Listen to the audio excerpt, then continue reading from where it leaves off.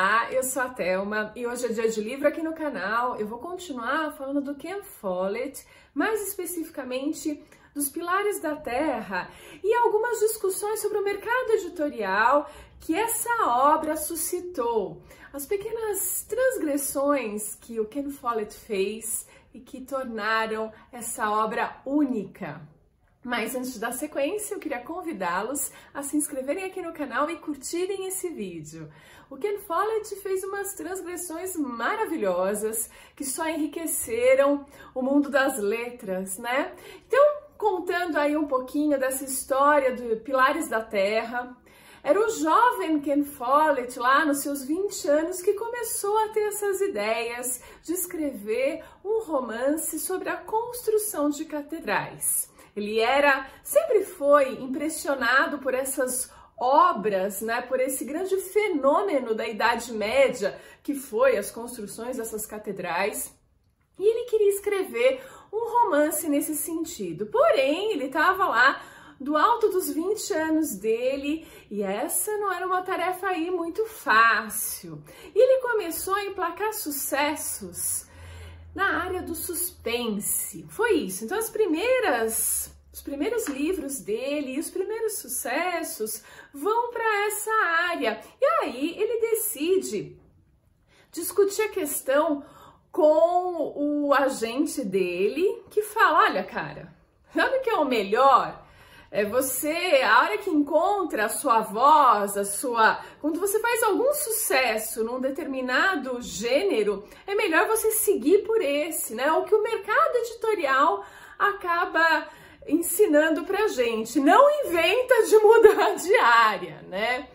Porque ele já vinha se encaminhando pelo thriller, pelo suspense, e aí existe um risco, né? Para a reputação dele, ele já começava a ganhar nome, ele poderia colocar isso em risco, assim como era um tanto ambicioso para esse jovem dos seus 20 e tantos anos, né?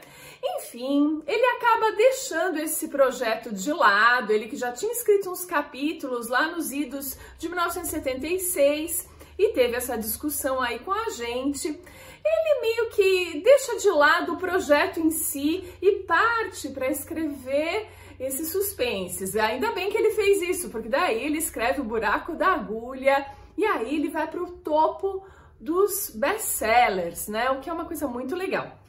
Mas a ideia das catedrais ficou lá na cabeça do Ken Follett. Ele não esqueceu a ideia, e num dos dias que ele estava trabalhando, acho que ainda como jornalista, ele tem que ir para uma cidadezinha, e como o retorno dele para Londres era um pouco mais tarde, ele falou: quer saber, eu vou visitar a catedral, que era bem famosa, vou fazer uma visita à catedral, assim eu mato tempo e faço uma coisa que eu gosto, né?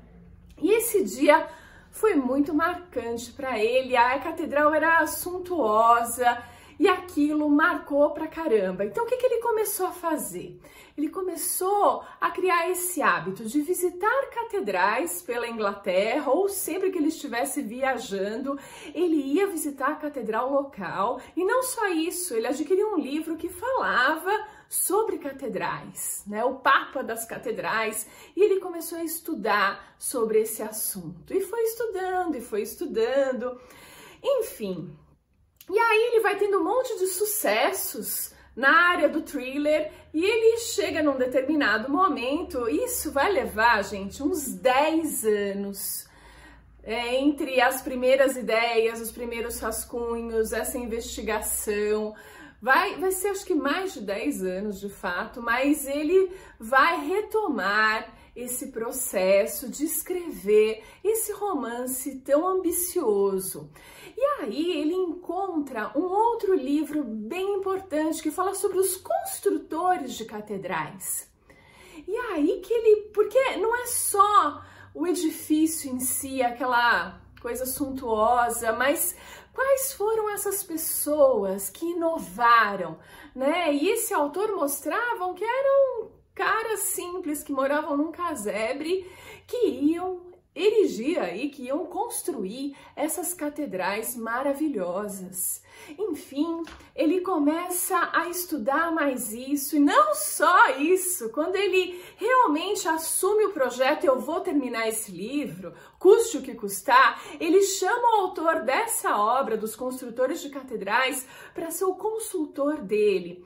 E aí tá um traço bem importante do Ken Follett. Ele que, mesmo nos seus thrillers, ele encaixa eventos históricos na sua trama. Nessa ficção histórica isso é mais exacerbado, e ele toma um cuidado para manter essas informações o mais fidedignas possíveis, né? Então ele vai sempre lançar mão de consultores, de pesquisa pesada, para que a trama dele se encaixe na verdade, em fatos históricos bem construídos. Então essa é uma característica bem bacana da gente notar nos Pilares da Terra, como nas outras obras, mas Pilares da Terra é muito legal, por quê?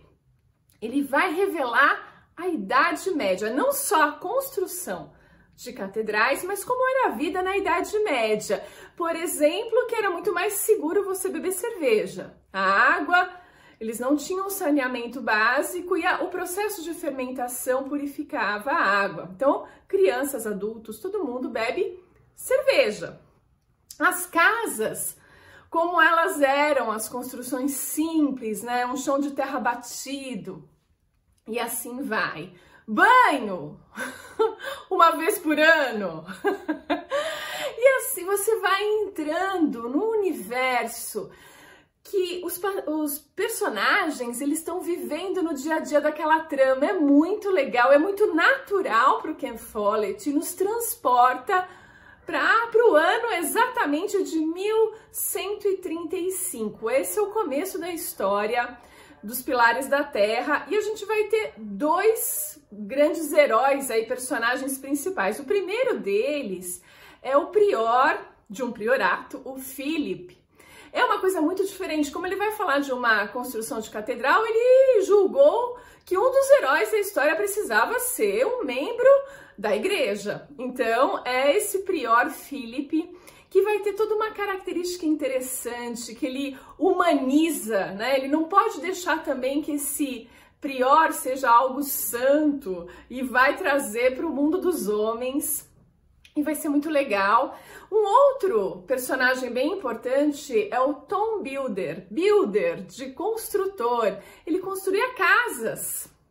E ele que vai, então, se enveredar pela construção aí da catedral. O local é Kingsbridge, e um local modesto, aprazível, mas onde é necessário, onde esse prior imagina que precise de uma catedral suntuosa, digna aí desse momento que a Europa vive, né? E aí, lembra que eu falo que ele mistura a história com a ficção? Ele vai usar o assassinato de Thomas Becket, que era o arcebispo de Cantuária. Ele teve uma rixa e um problema com o rei na época, e ele foi assassinado. Então ele vai pegar esse problema com o rei, com esse arcebispo, e vai levá-lo sutilmente para a trama de Pilares da Terra. Gente, o primeiro capítulo é de tirar o fôlego. Na verdade, não é o primeiro capítulo, é o prólogo. Ele usa o prólogo, onde ele vai descrever um enforcamento. E aí, gente, rola de tudo nesse enforcamento, inclusive uma mulher muito bonita que vai jogar uma maldição nos caras que estão tocando aquele enforcamento, porque ela, a gente vai descobrir, tinha um relacionamento com o enforcado. Gente, olha, o prólogo já tira o seu fôlego e você constata aí que não vai conseguir parar de ler nem um só minuto. O que mais que eu tenho de interessante aqui? Ele escreveu um pouquinho do ritmo de trabalho do Ken Follett. Antes ele escrevia, para fazer os primeiros romances de sucesso dele, 5 dias por semana, e sábado de manhã ele lia as correspondências profissionais.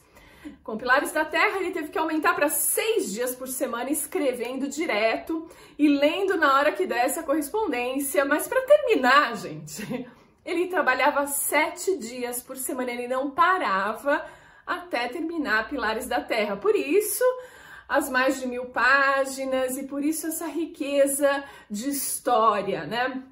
E aí, na hora de vender, né, na hora que terminou e foi lançado o livro, aí os editores que já achavam que aquilo não ia dar muito certo, pô, ele estava saindo da zona de conforto dele, né? Ele tem vendas modestas a princípio e aí começa a ficar aquele, será que realmente foi um erro? Eu deveria, não deveria? Bom, até que na Alemanha, que normalmente os vilões anteriores dele eram alemães, geralmente, né, no ambiente de guerra, o editor alemão falou assim, nossa, isso aqui, vamos fazer uma obra de arte desse livro. Então, capa e diagramação foi feita por um artista que conseguiu ali, na capa dura, fazer do livro uma obra de arte. E aí, gente, ele se transformou em best-seller na Alemanha. E aí vem um termo que eu não conhecia, que é o long seller. Ele começou a vender sem parar. Até hoje, esse livro tá na lista dos mais vendidos. Olha que loucura!